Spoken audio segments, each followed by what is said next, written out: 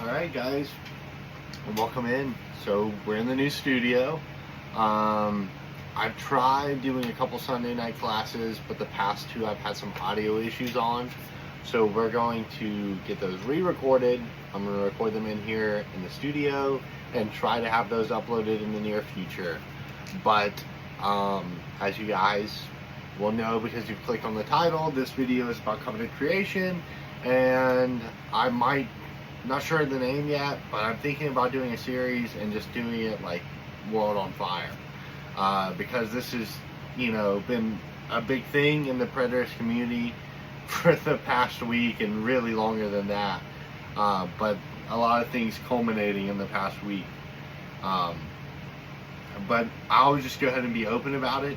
I am positionally opposed to covenant creation, but I don't think there's a lot of people, at least in my circle, that have heard of it and know what it is. So I'm going to try to do a good job of explaining what it is today, just so you guys can get a hold of it, kind of get a grasp on it, and hopefully I do a really good job at representing it. If I don't, please correct me in the comments. I'm not perfect. And then I'm just going to take some of my takeaways and some of my areas of contention with covenant creation at the end, and I'm more than welcome to hear feedback on that as well. But let's get into it. The steel man to covenant creation. When studying fulfilled eschatology in the paradigm of the finished work, maintaining a consistent hermeneutic from Genesis to Revelation is paramount. The covenant creation movement attempts to apply the eschatological covenant lens to the protological beginnings in early Genesis. First point, Genesis 1, the covenant heavens and earth. Covenant creation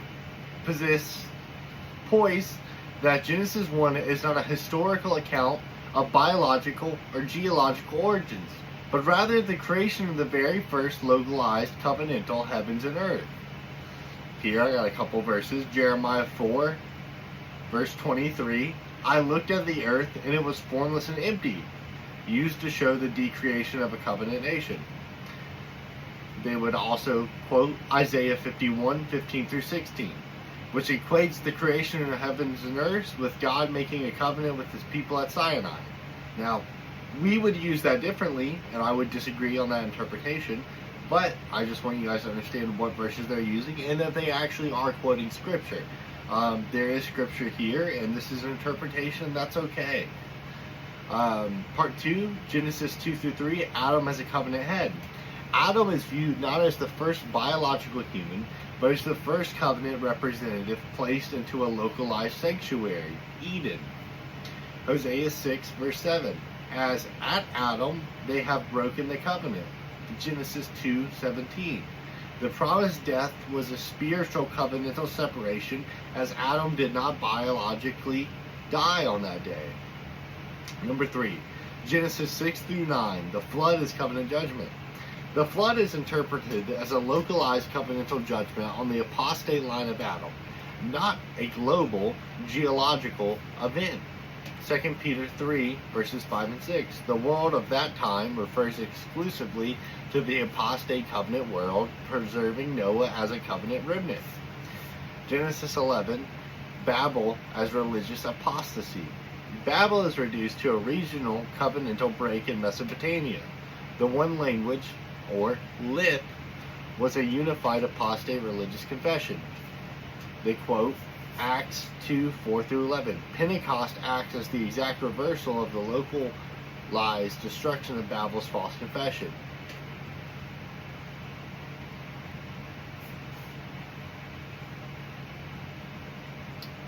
Part 2, the structural flaw, cosmic geography, and disinheritance. So this is where we're going to get into my viewpoint a little bit. Covenant creation has a lot of other content out there, but that's just a quick overview, guys. You guys can go look at Tim Martin. He has a website. You guys, there's so much information there if that is something that catches your eye. Now, kind of like we just touched on, they localize a lot of the events of Genesis, which I would disagree with. So, I do a lot of work in the ancient Near East and mythology and the languages. That's actually what our Sunday night series has been on.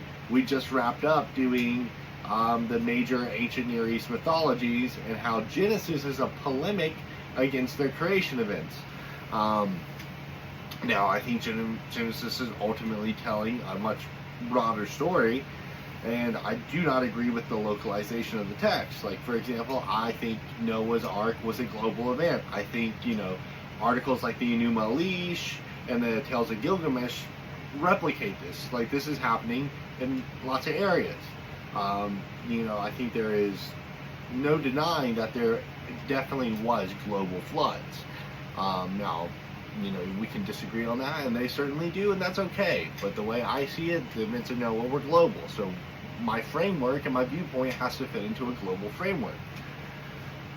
So we're getting into now the point I'm going to bring up, and we're going to talk about Genesis 11. We're going to talk about the Towers of Babel and some divine council work. So Genesis 11 and Babel. The covenant creation view localized Mesopotamian cultic failure and despair. Cosmic geography of the finished work view, or my view, is global disinheritance of the 70 nations by Elion, or by Yahweh. Deuteronomy 32, verses 8 through 9, handed over to the divine council. The solution, or the reversal, God calls Abraham from the same region to start a new local covenant line. I say Christ launches a cosmic offense, Luke 10, sending 70 messengers to reclaim the disinherited Gentile world. Priesthood, jurisdiction. Levitical priesthood handlized localized covenant individuals. In the finished work, as you see, we're about to pull on some more concepts. I'm going to bring some more concepts in from Hebrews in for this. But you have Melchizedek, the priest of El Elyon, or of Yahweh, holds universal jurisdiction. Christ bypasses Sinai to use the orders to reclaim the nations. And let's talk about that. The timeline of cosmically reclaim. Genesis 11 is the disinheritance. God cosmically disinherits the 70 Gentile nations, creating a global spiritual problem. In Genesis 14, though, we're introduced to a Christophanies, or we're more specifically introduced to the Melchizedek. He's introduced as the priest of El Elyon, God Most High, establishing a cosmic jurisdiction over the newly divided world. Third point, Exodus is Sinai, the localized covenant. God creates the old covenant heavens and earth for Israel. The Levitical priesthood had no authority over the 70 Gentile nations, only over their own. And we'll see this in part 4, we'll see Hebrews 7 and Luke 10, the passing of Sinai. To complete the finished work, Christ bypasses Levi, acts as the Melchizedekian priest king, and reclaims the 70 nations. Sinai, the temporary covenant, must pass away in AD 70.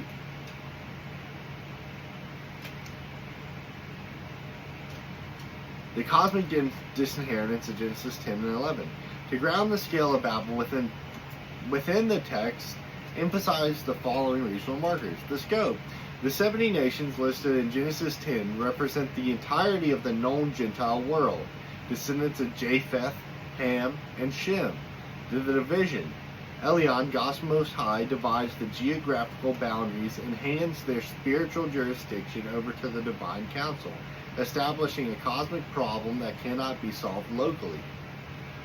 The priesthood progression flow chart. The cosmic problem. Genesis 11, global disinheritance of the 70 nations. The universal priesthood. Genesis 14, Melchizedek established as the priest of El Elyon. The localized placeholder. Sinai and Exodus. Levitical priesthood created limited jurisdiction to Israel. Point 4, Luke 10, 80-70. Christ reclaims the nation. Sinai passes away.